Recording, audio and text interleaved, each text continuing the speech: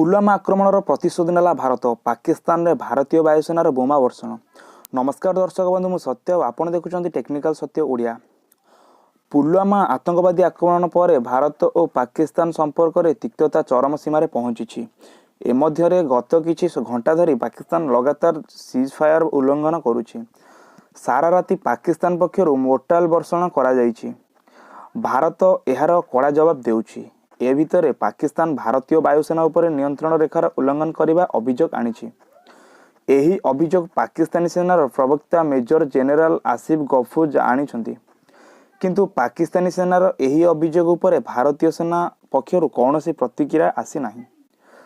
Major general Asif Ghafoor Twitter रे लिखिथिले कि भारतीय वायुसेना नियंत्रण रेखार उल्लंघन करिछि। पाकिस्तान वायुसेना तुरंत कार्यानुष्ठान नेबारु भारतीय विमान फेरी गला। एहा पूर्व शुक्रवार दिन मेजर जेनेराल कहिथिले कि आमे युद्ध ପାଇଁ प्रस्तुत हेउनाहु, किंतु जदि अन्य पटु युद्ध ପାଇଁ आह्वान करा जाए तेबे एहार कड़ा जवाब देबु। सारा देश पुलवामा पर पाकिस्तान विरोध में कार्यानुष्ठान दाबी करुछि। गत दिन में प्रधानमंत्री नरेंद्र मोदी आक्रमणकारी विरोध में बड़ कार्यानुष्ठान संकेत देइथिले। तो दर्शक बंधु, जदि आपण मानक वीडियोटी भल लगी तो लाइक शेयर कमेंट और सब्सक्राइब करंतु। जदि प्रत्येक दिन यही वीडियो देखा चाहते तो चैनल को सब्सक्राइब करंतु आ घंटी बटन टी दबाई दिंतु। तो दर्शक बंधु, रहुची। जय जगन्नाथ।